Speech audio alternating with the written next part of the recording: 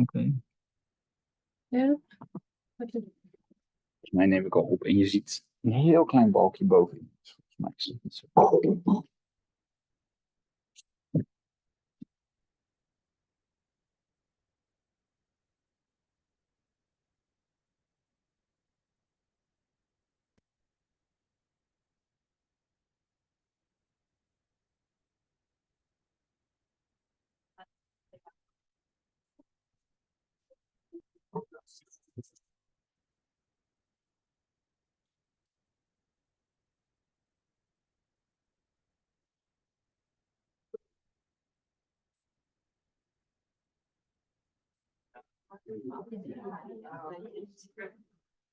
Yeah, sure. Yeah.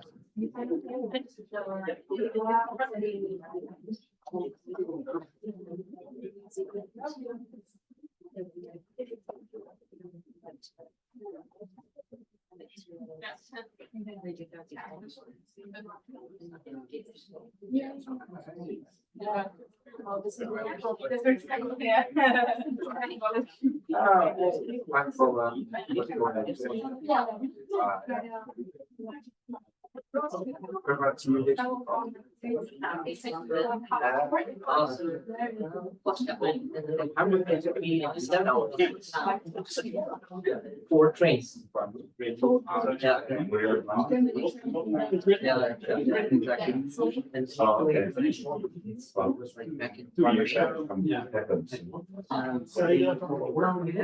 But yeah, you guys can do presentation type of work, so I came to this, but yeah, I thought, okay, this is clear that you give me freedom to talk about that. Then I will. Well, of course. Okay, so we're excited about our next speaker, who was actually a student in this workshop at the very first instance of it back in 2018.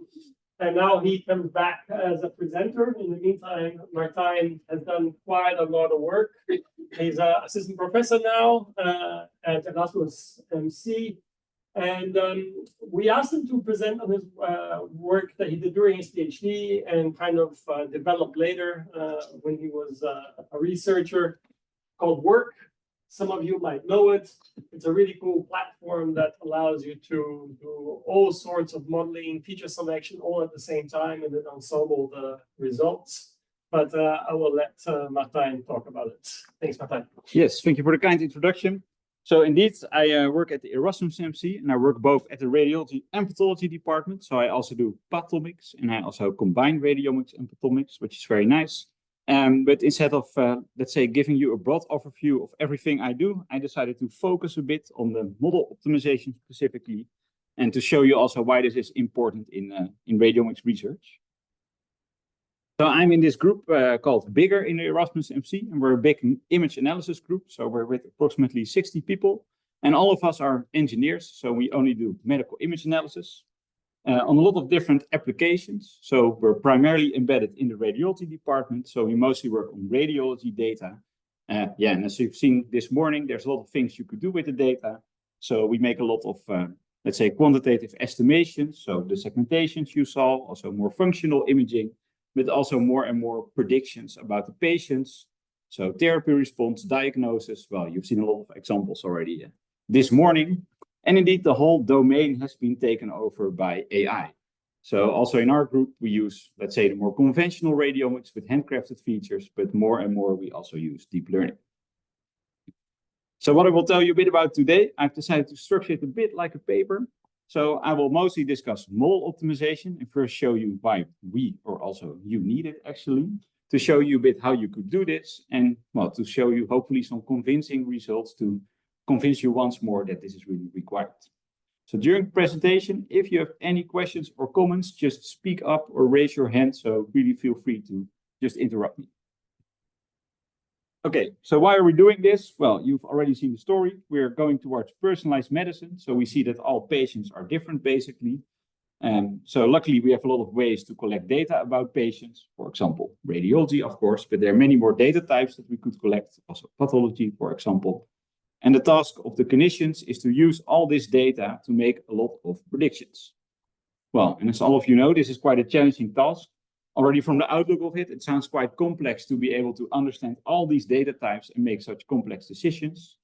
Hence, that's why we make biomarkers to assist these clinicians in their decision making. And here we're, of course, very much hyped about radiomics. So this seems to be the solution to, from imaging, create biomarkers. So suppose we want to go from these images, these are MRI of soft tissue tumors, and we want to predict whether these patients have an MDM2 amplification or not. We could use radiomics. So, well, you've seen this morning, do something with quantitative imaging features, do something with the data mining or AI step, mostly AI nowadays, and see if we can make these predictions about these patients. So this all sounds very nice. And if you look in the literature, there's really been a big rise in medical AI research. So this is not only radiomics, this is all AI research, but well, radiomics plays quite a role. So you can see up till now, we're, well, let's say nearing 50,000 papers on this topic. So that's quite a lot. So is radiomics a solution? Well, yes. But I always compare this a bit with picking out paint for your house. So I hope you've all painted your house at some point. And well, the Dutch people might recognize this. This is one of the most famous paint stores in the Netherlands. And you're always standing here to see which paint color nicely matches your house. So which paint color is optimal for the application you are working in. And if you see how many methods there now are in radiomics, it's a bit similar. So I don't know how experienced you are with radiomics or familiar, but this morning you've already seen a lot of papers. And if you start looking around, there are so many radiomics methods you could use. It's very difficult to see which one is optimal for your application. And usually that means that you have to manually do this. So through an heuristic trial and error process, you try out different things, see what works, etc. But it has, of course, a lot of disadvantages. So it costs you a lot of time. So it's a pity if you spend 1 year of your PhD just trying out a lot of things. Nice for your experience, but maybe this can be done more efficiently. And it also requires expert knowledge because you need to understand all these, well, paint colors or methods. And there are, of course, no guarantees that what you found is optimal. You cannot. It also, of course, negatively affects reproducibility because if someone else would do this, they might end up as something different. And this one I always find very important. There's quite a risk of overfitting. So I will also show that a bit later, but you can also overfit the choice of your methods, of course, towards your application. So just by trying out lots and lots of things, in the end, randomly, you might find something that works. But yeah, if that really generalizes, well, that's, of course, the big question. And all of these factors limit the transition of radiomics to clinical practice. So as Henry Neat explained during my PhD, I also started like this and I was like, well, this seems a bit frustrating. Can we not do this, let's say, automatically and in an optimal way? So I set out on this mission to see if we could automatically easily compare different radiomics methods and ideally also combine them in an optimal way, such that on a new clinical application, we could just automatically, from what's already there, see what works. And you can focus on the interesting part, well, interpreting these kind of results, developing new methods, etc., instead of spending years just creating a baseline, basically. So the idea is sort of like this. So now if I would hire one of you to work on this clinical application, so this is CT data of patients with colorectal liver metastasis, and we want to predict, in this case, the histopathological growth pattern. Well, I don't know how new you are to the domain, but you will probably look around to see what's available. And you will see that radiomics is split in different steps. So we have a feature extraction step, we have a feature selection step, we have a machine learning step, etc., etc. For all of these steps, you can pick different methods. And all these methods also have parameters which you can tune. So you will probably look around, you will play with some methods and might end up with this black pipeline in these settings. But if I pick another of you and set it to work on this other topic, you will probably end up with something slightly different.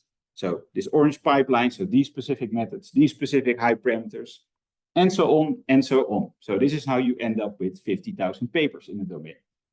So what we are trying to do is sort of to take away these barriers and instead of per application, see if we can make something that works on a lot of different applications. So what we have done, we've collected a lot of different radiomics methods in our framework. And the task of our framework is now, if a new data set comes in, so images, segmentations, and a label we want to predict, the idea is that this framework finds the optimal pathway within all these radiomics methods per application automatically, so that it can tell you which combination of methods and hyperparameters works best. So in this case, you have a nice, well, automatic comparing of methods and automatic combining of methods. But that's kind of the idea. So in this matter, radiomics has sort of become a black box with a red button. So you just input your data, you press the button, and you get this nice automated comparison. Again, very nice to set a baseline. Okay, yep.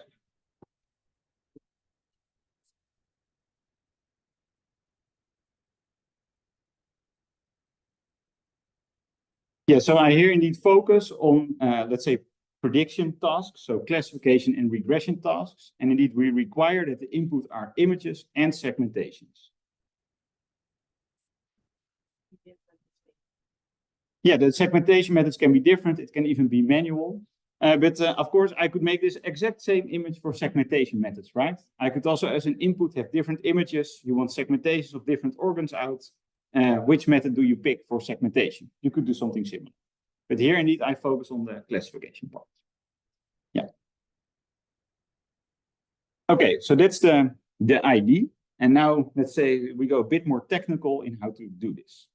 So this is kind of the setup if I draw it more technically. So suppose we have one big search space of all available radiomics methods. What we want to do is make, let's say, a task learner, which from this whole set of solutions per application that we put in, give us the optimal method for this specific application. That's kind of the outline. So that means we need three things. We need to define a search space. So for example, you could just say, let's make a large collection of all commonly used radiomics methods. Then you have, let's say, the best of what's currently available. And you need an optimization strategy. So this task learner that decides which kind of methods you use on a specific application. And for that, I've used automated machine learning. And what you've also saw this morning already a bit in determining what the final model will be. You can, of course, say, let's pick the single best performing solution, but you could also play around with ensembling and combining different solutions. So that's also what I did. So let's first go into the first part. So designing the search space. So maybe let me ask a question first to see how familiar you are with radiomics. So who has already performed their own radiomics studies? Almost half of the room. And who wants to perform their own radiomics studies? I hope the full room. Yeah, okay, almost full room. Okay, great. So if for the people that are familiar, you might recognize these things, but maybe you will learn something. And for the others, if you now start looking around for features, which features do you use? So there are actually many different features and toolboxes. So roughly, you can split them in, let's say, morphologic or shape features, histogram features, or first order features, and second order or texture features. So these shape features, well, they sound quite intuitive, right? Describe the shape of a tumor, for example, but you will see there are a lot of different shape features. For the intensity features, you can look at the histogram, but also on the histogram, there are a lot of different things you can do. But the texture domain is where it really gets interesting because you see there are tons and tons of texture features because, well, if you apply a new filter, you have new texture features, and people are also designing more and more texture features. So also in the presentation before, we saw, for example, the Wasserstein and Hoch features. Also, let's say, a novel feature you could use. So for your application, it's up to you to decide which features you are going to use, and there are actually a lot. And even if you've decided which features you want to use, you need to pick a toolbox to extract those features. And there are a lot of different toolboxes available. This is just a small selection. And well, many of these toolboxes implement similar features or the same features. That's a bit of debate, of course, but I think Alex will give you more insights into that later. No? Okay. So, not here. Okay. Well, luckily there's the Imaging Biomarker Standardization Initiative to sort of standardize these features so that if all toolboxes claim they compute, let's say, heterogeneity or entropy, that it's actually the same value and not doing something different. But there are actual differences in here. So that means you also have to pick a feature toolbox. And even if you pick a feature toolbox, you have still many choices to make. So many of them have parameters you need to set. There are some default values which you can play around with it. And also usually we apply pre-processing before feature extraction. So it was also shown before to harmonize images, for example, by using normalization, resampling, etc. So a lot of choices in the feature domain to make. So what I did in work, I just said, let's not bother too much with feature extraction. So I used this default set of 564 features, but in principle, you could add more. But what I'm really a fan of is to not manually select features, but just let the AI figure out which features are important. So yeah, usually I just throw in a lot of features and don't manually select things, unless you have certain biases you want to exclude. Not going into detail about it. Okay, now we go, in my opinion, to the more interesting part, so the AI methods. So the AI step usually also consists of a lot of steps.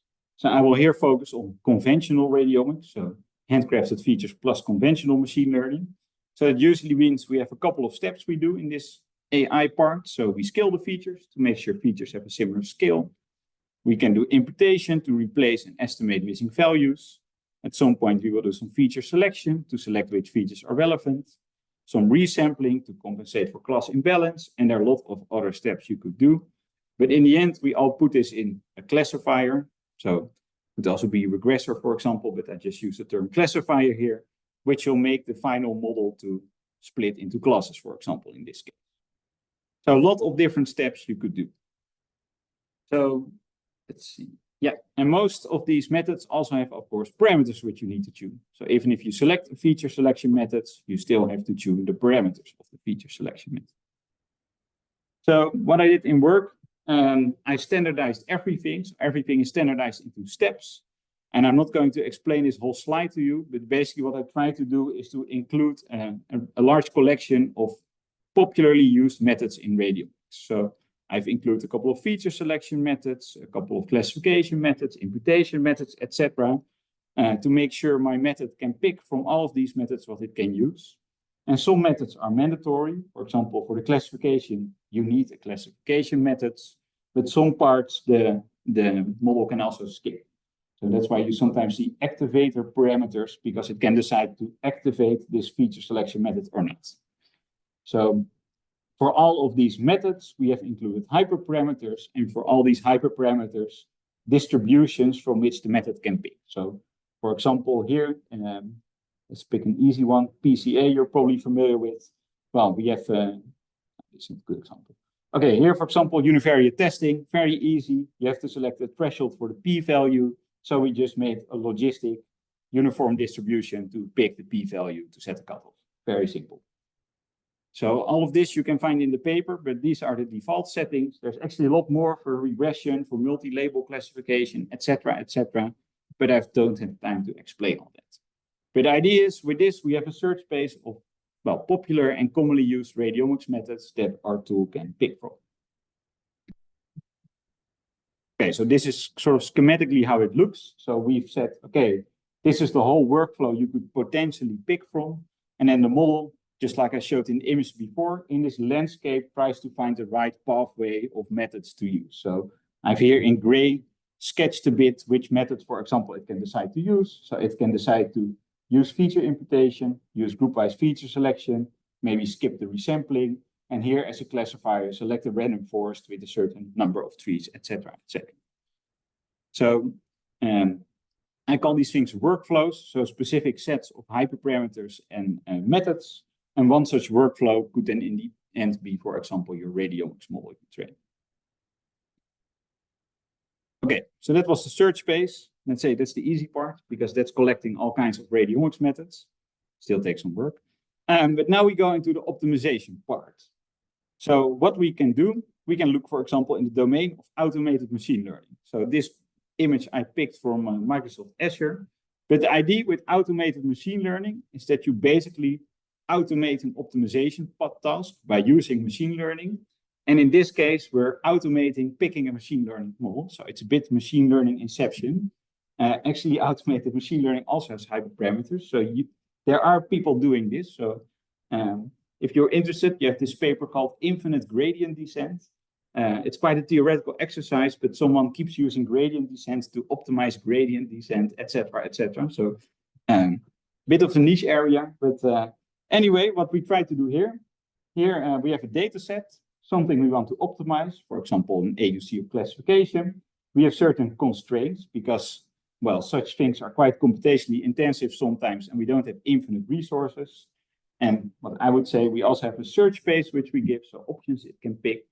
And the idea is that this automated machine learning method then picks which machine learning model is ideal. So that actually sounds quite nice because that's our use case basically. We do have these constraints and we do want a method that gives us the optimal model. So I ventured a bit into this domain. In computer science, it's quite large actually, so there are quite some nice methods out here. So to give you some, let's say, mathematical details. So like I said, I define a workflow as a specific combination of algorithms and hyperparameters. And what we can do is we can formulate finding a radiomics solution as a so-called combined algorithm selection and hyperparameter optimization. So you could say I separately optimize my hyperparameters and my model selection, but usually these are quite dependent. If your random forest only has one tree, probably your model selection will never pick a random forest. So you need to optimize them together. So what we have, if I formulate it, we have a data set which consists of both input data, in this case features, and ground truth labels. We have a set of algorithms, and we have hyperparameter search spaces. Then the goal of such an optimization problem is to find that algorithm and associated hyperparameter space that minimize a certain loss function, so a performance metric, given the algorithms that we have, and a data set which we split in training and validation parts, for example, in a 5-fold cross-validation.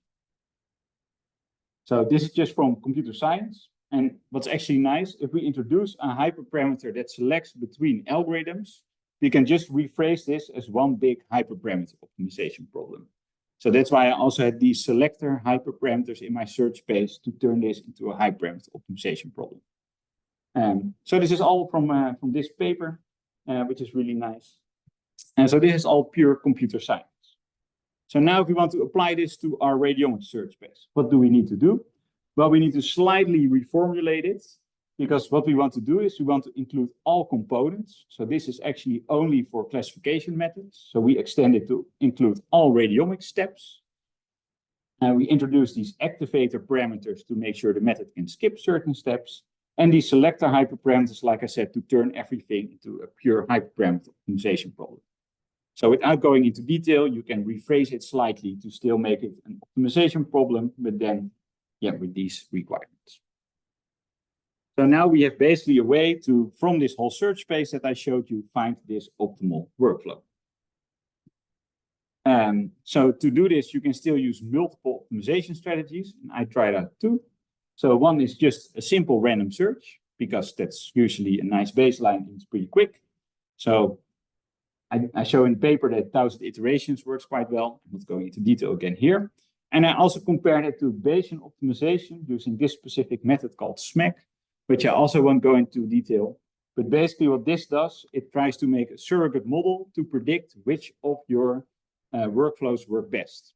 So actually this fits a machine learning model to predict which machine learning model works best.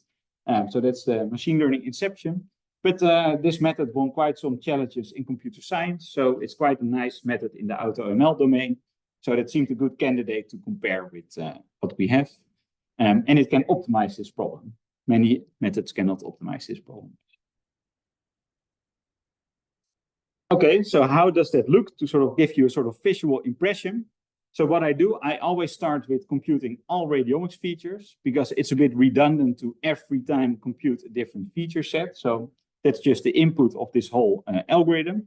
So then suppose we use the random search. What my model does, it just spawns a lot of different randomly configured workflows. So these are the workflows, so specific combination of methods and hyperparameters. What we can just do is just execute and rank them. And with conventional machine learning, we're quite lucky because most of these methods only take milliseconds. So it's quite easy to just train one model. And what we could, for example, do is just create an ensemble of the best performing workflows. So let's say the best 50 or the best 100 or whatever. So I've also had different strategies which I compared for ensemble construction. Again, I won't go into detail, but basically we tried combining the top n, so top 1, top 10, top 50, to fit which number works best. And also something more advanced called forward selection, where you select which method adds the most to your ensemble. So, Okay, so that's how we sort of end up with this whole framework, let's say, and I call it work for historic reasons, but it means workflow for optimal radiomics classification. So I've already used the word a couple of times, but that's just the algorithm and the corresponding toolbox. And this is very neat because in this way, if we have images and segmentations, we can just input it in my framework. It will automatically extract the features and then do this whole optimization and, well, gives you a model to do the predictions you want. And you see there's also this additional step. So there's also actually image registration in there to warp segmentations to other sequences, but again, I'm not going into detail about it. Okay, so let's go into some, yeah, there's a question.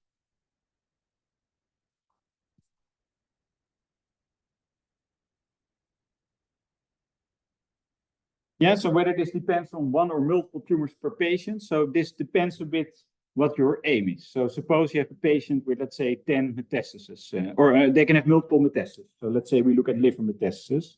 What do you want? Do you want a prediction on metastasis level or on patient level? So sometimes we want it on let's say, lesion level. Then each lesion is a sample. You, of course, have to make sure you spread them correctly that, well, all lesions for one patient are either in the training or validation data set.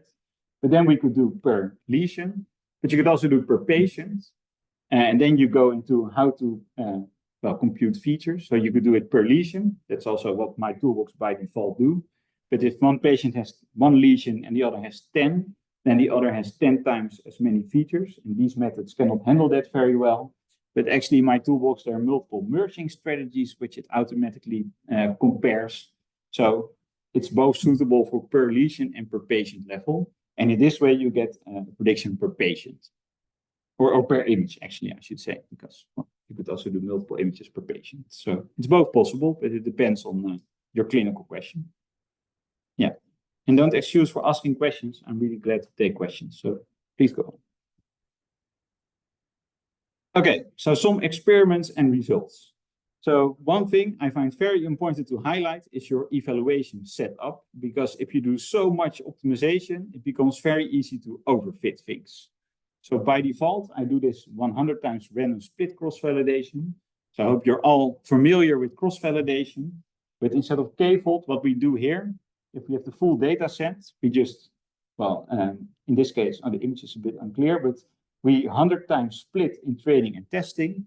And then within the training set, we do another cross-validation, actually, for the model optimization to split in training and validation. And all model optimization happens here.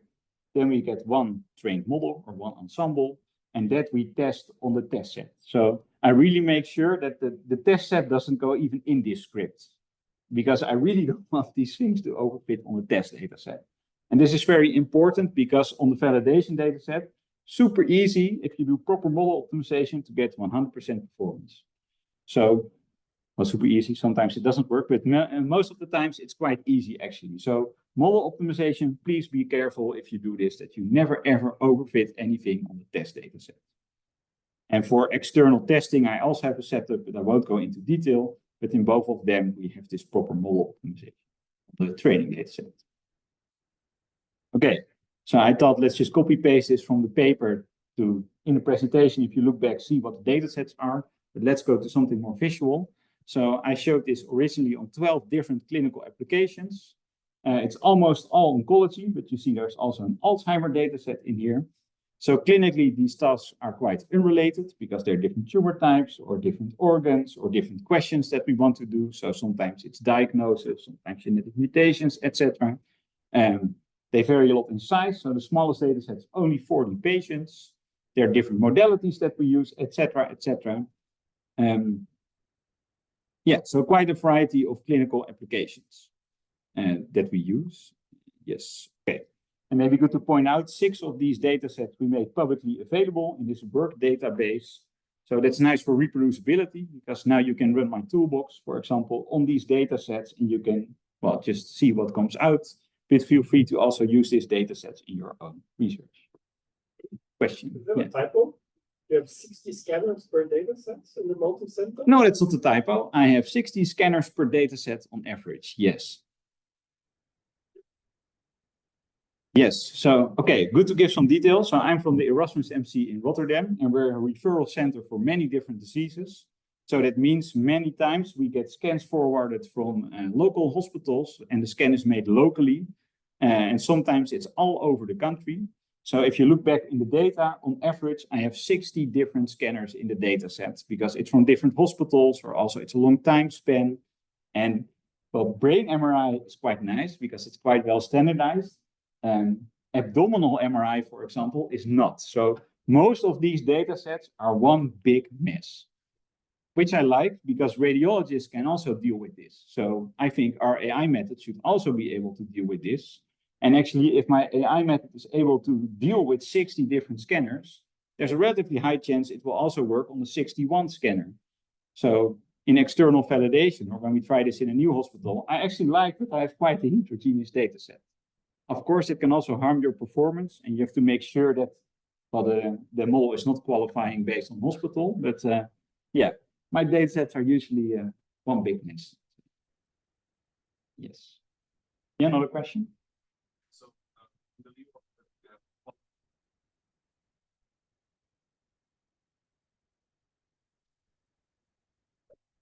you have any experience with harmonization methods? Are they relevant when you have such heterogeneity in the data set? Yeah, so whether it's indeed relevant to deal with harmonization methods when you have such heterogeneity, yes and no. I would say the whole model you make as a whole should include some way to cope with these differences. So that means you can do explicit harmonization, or it implicitly just has to learn which patterns harmonize well across applications. I've also, it's also not here, but I actually have a lot of harmonization methods in the toolbox. So Combat, which is often used, is in there. The difficulty is, what I've also shown in some papers, is that the harmonization also easily overfits. So I've tried it a couple of times where actually the harmonization methods make sure that I can perfectly separate the classes, because usually when you harmonize the differences between data sets, you want to explicitly keep the differences between the classes, right? So usually you also give the harmonization method the label of the classes. And once you do that, I've had a couple of times that it just spreads the data even further. And if you apply that on the test data set, yeah, then the harmonization method overfits, and my work framework will actually pick that up. So it will get a perfect performance. So I think it's needed to make sure your method harmonizes, but whether you should use explicit harmonization methods, well, depends maybe on the application, but always make sure you never do anything on the test data set. That's what it comes down to again. So when I used it in the past, sorry, some time ago, then they did it in this way to, on the test data set, also give the method the labels, and I never do that because I see that quickly overfits. For these entire, like, to analyze quite a big of part of data set. Mm-hmm. For these 12 use cases that demonstrated the harmonization did not improve the performance. Yeah, so if I give it the labels also for the test data set, I get a perfect performance. And if I don't, it doesn't improve performance. So that's why usually I just don't use it, because it doesn't give an improvement or it overfits. But that's my experience. That's no mathematical solid theory. So yeah. Small question. Yeah. With the harmonization, you said you use the harmonization on the training data set, and it's easier to have failure in the testing data set. So when you're testing the data set, do you also use the harmonization on the test set, or you just use the original data in the data set? Yeah, so by default, I don't do any normalization. I do some very basic pre-processing. So usually I do some normalization and sometimes resampling, but often not even that. And that's it. I don't do any other harmonization methods by default. Optionally, you can turn it on in the framework, but in my default setting, I don't do that. So also on the test data set, I just do usually only some normalization. Again, not a mathematical ground truth. So on some applications, something else might work better, but that's my default. Yeah. Yeah, so if you're experimenting with radiomics, feel free to try out these data sets. And as Henry mentioned, they're pretty hardcore because they're quite heterogeneous. So good luck. Okay, so the important message here is that this whole framework, in every application, I keep the same. I don't change anything. I only change the input data and thus the output I want to predict. So new clinical application just means new images put into the framework. No changes in configuration whatsoever. Yes. Okay, so this slide quite busy. I'm not going in detail, but I thought again, just put it in. So I've compared the random search to this Bayesian optimization. I use different settings for the Bayesian optimization, different ensembling methods. But let's go immediately to the conclusion, because actually the top 100 ensembling always works best. And actually the randomized search also works a lot better. And the reason for that is because both the, let's say, advanced ensembling methods and the Bayesian optimization method both overfit quite heavily on the validation data set. So actually this whole model optimization, it looks like they perform better because their validation performance is quite better, but that doesn't generalize well to the test data set quite often. So this also shows the results of this whole optimization. Like it's nice that I'm now optimizing all these high parameters and method selection, but you can also overfit in that way. And that's what I said. I can also show that if you just do this and just look at your validation performance, and if you would have done this manually, that's how it looks, then you can quite easily overfit your method and hyperparameter selection. So yeah, you have to be careful in that aspect. And in this case, more advanced optimization didn't lead to an improved performance. Okay, so then we just try the, let's say, the default of work, which is for this reason, just a random search and a top 100 ensemble. And in these 12 different applications, by not changing anything, it worked quite well. On some applications, it didn't. And I'm actually happy that it didn't, because on this application, there's no reason why this should work. Like there's no identification in the literature that what we try to do here makes sense. The radiologist also said it didn't make sense. So we just tried it and it didn't work, which is nice because, well, it's nice to show also that sometimes it doesn't work, right? I mean, radiomics is not perfect. And in this way, with this whole framework, we could also sort of say, okay, we've tried a lot of things, we've optimized a lot of things. In all these applications, it didn't work, but in this case, it didn't. Of course, the method is not perfect, but you cannot just say, well, the method just will never work. No, because we showed it generalizes quite well. So we published also these negative results, and I'm actually more proud of my negative results than my positive results, because they're sometimes quite difficult to publish. But it's very important because this also shows just don't do this. I mean, it's very silly if you get a PhD project that focuses on this specific topic because, well, it doesn't work. Maybe in some cases it might still be there, but yeah, it's not straightforward. So if you have negative results, please publish them so other people are aware of things that don't work. And well, not in this case, but for example, in another study, we also had this, and then they decided to switch from using CT scans to MRI scans, because also when we looked at the data, it didn't make sense to try what they did. So they actually changed the scanning procedure based on that. So the negative results still had impact on patient care. Sorry, is CRLM, is that colorectal liver metastasis? Yeah. Okay, so those are also very hard to predict, right? So that yeah, doesn't make sense. Yeah, so you would have to read the paper, what we exactly do here, because here we predict the so-called histopathological growth patterns. And these are a microscopical property. And on these CT scans, sometimes it also doesn't make sense to do that. So we are now actually working further on this, and we have actually shown that on part of the data set, it does actually work, on part it doesn't. And now our model can figure out which part it does and it doesn't. But here it explicitly said sometimes the scan quality is too poor or the slice thickness is too large, etc. So specific problem. Yeah. Okay, so let's say discussion and conclusion. So we now have this nice adaptive radiomics framework. So yeah, I would say this is a very nice way to set a baseline for your project. So yeah, with this I can very easily, if a clinician comes to me to do a radiomics study and say, sure, give me images, segmentations. The next day we will see what the baseline tells us, and it gives us also some. I've not shown it here, but it does a lot of evaluation routines. So it gives you also some insights in why certain things work and why certain things don't work. So that's actually nice that in this way you get a quick baseline. And like I said, you can focus on the more interesting parts of your research.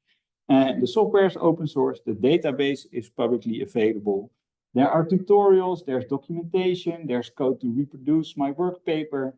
And there are many more methods here that I've not shown. So if you want to try it out, I've hopefully done my best to give you some material to do so. Yeah. So to conclude, basically, like Henry described, this was mostly my PhD work, but we're still actively using this. So yeah, we're developing quite some imaging biomarkers in different applications. So we're also using this, for example, in thermography images. We're now also using it on pathology images. So very neat to set a quick baseline and probe your data set for imaging biomarkers. And then I've added one small extra point. Is this enough? So I've showed you, okay, this sort of gap. And Henry mentioned that we're slowly going into transition to clinical practice. But if you actually look at the FDA clearance, then for radiology, there are only about 700 tools approved. No, I should say cleared, because FDA cleared does not mean the clinical community actually approves it and is actively using it. So this gap between 50,000 papers and 700 radiology AI tools is quite big. And what I've just explained to you is how to optimize performance. But there's much more than performance. So we've made these guidelines for trustworthy and deployable AI, where Maastricht was also involved, for example, to focus on other points besides brute performance. So we have some consensus best practices organized in these 6 principles. So we've also seen fairness, for example. We just talked, for example, about bit universality and robustness. But things like explainability, which you've seen this morning, and usability by clinicians are also important to make this transition to clinical practice. So if you're working on an AI study, look further than pure performance and already think about how your tool can actually be deployed and used by clinicians. And maybe these guidelines might help you. And I'm quite happy that we have such a big consortium of different experts to reach consensus on this. And with that, I would like to conclude with my sort of take-home messages. And it's quite simple. Manual tuning gives you a lot of negative effects.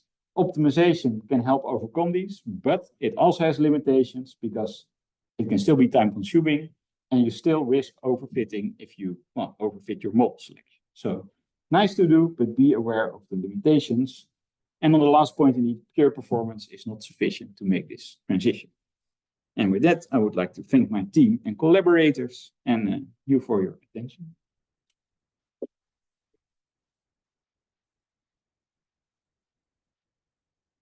Thank you very much, Martijn. Very nice talk, very great tool. It's great to have a tool that can tell you automatically if even there's a signal in your data set, right? Something that you can just run and it tells you, is it even worth pursuing something? Because I think if you get nothing out of this, you can almost safely say there is no signal in my data. Yes and no. You can still blame it on the data set size, but that's always a bit too easy. But it at least gives you some insights. Like also if none of the features individually show any difference between the 2 data sets, you could start questioning yourself whether that makes sense or not based on the clinical experience, for example. All right, any questions from the audience? Yes. Yeah, so thanks for the presentation. How are the features calculated in your framework? Do you use Radiomics or is it your own implementation? I use 2 toolboxes. So I do use Radiomics and I use Predict for the features that are not in Radiomics. But I've also not explained it, but it's super modular. So there's also a wrapper that you can easily put in other feature extraction methods. And there's also a way that you can just manually insert extra features. So I've also worked on features from the other 5 toolboxes, for example, that I showed.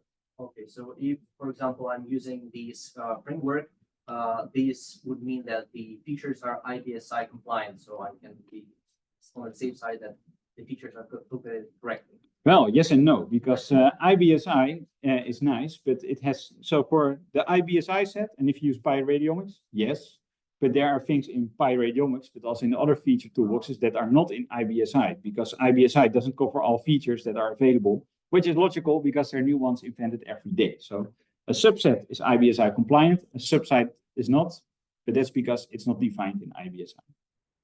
And one more question. So would it be expandable, for example, for deep features? So can I, you mentioned the wrapper that I can use, but like, do you think that it is possible to integrate some sort of deep radiomics, like integrate trained model? Yeah, this bit of discussion, right? Like Philip also showed, it's nice to combine radiomics and deep learning, and there are multiple ways you could do that. So you can ensemble final models. You could give deep features, for example, to my work framework. That's quite easy to do. You could also do it alternatively. You could give radiomics features to a deep learning framework. You could even try to do something that I did for both deep learning and radiomics. We are now doing this, like we call it deep work for deep learning, basically. So there are multiple ways you could do it. practically, if you would use work, you could indeed say, for example, give the features or the latent space of the neural network to work, but you could also do it vice versa. Do some output from work and give it to your network. Yeah. Any more questions? Right? Yes. So you mainly talked about, I think, anatomical features in this whole workflow. Can you also apply to connectivity features, for example, in the brain, or is it very specific? Because you mentioned lesions a lot. Mm-hmm. Like, to what extent can you use this workflow for features? Yeah, so how the feature extraction toolboxes work, like by Radiomics, is you give an image and a segmentation of a region of interest, and that's how you compute certain features. So in principle, you could use any region of interest you want, but if you want specific connectivity features, I forget how it's called, but you have these specific features from the brain, right, that you could use. There are different toolboxes for that. Well, then you're better off using one of those toolboxes. If you still want to use my framework, like I said, you can just input your own features as well. Just only that, or in addition to my Radiomics features, and you could still benefit from the whole model optimization part. So if you would do that, I would recommend doing that. Right. I have a suggestions for conversations for the lunch break, which we're going to have. One of them is something that Martijn proposes, and there's a bit of a split in the field, and that's whether we should treat all features just as feature number 1 through 500 and not care about what they mean at all, and then just look at that model output. This kind of hands-off automated approach to feature selection. But there are many that believe that we should not do this, that we should work together with clinicians and really look at features that make sense, that we should be way more careful on how we approach looking at features. And this is mainly to avoid overfitting.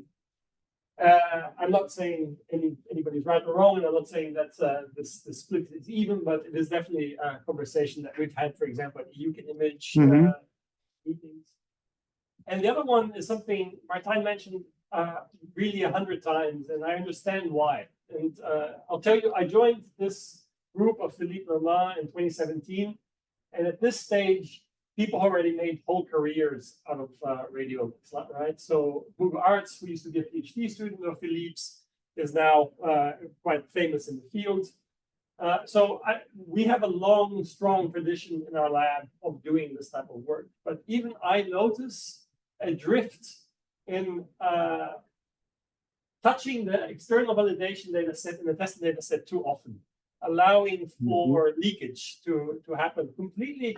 I'm not saying anybody's doing anything on purpose, but the culture stopped being super, let's say, picky about this in our lab. And it's something I'm now working very hard and thinking of strategies of, withholding data sets from the researchers until they basically at the very last step do the external validation. Again, nobody's doing anything on purpose, but there is a tendency to, well, let's see if it works. Oh, it didn't work. Let's try something else and keep doing that until it works. And then you're absolutely overfitting. And this is not a question. This is something to talk about. I think maybe in the next few days of this workshop. How do we deal with this drift? How do we make sure that our results are actually really applicable to validation data sets, external validation data sets, and that we're not overfitting? Any last words? No, I think those are interesting discussions indeed. It's very nice to see that indeed. The radiomics field is sort of harmonized, but it's also a bit split because indeed in these topics you have different opinions basically. So I'm also highly opinionated, of course. So it's nice to also hear your opinions about these topics. Right. Okay, so thanks again, and then we go into lunch. For the workshops this afternoon, we're going to go to computer rooms, which are downstairs in the university.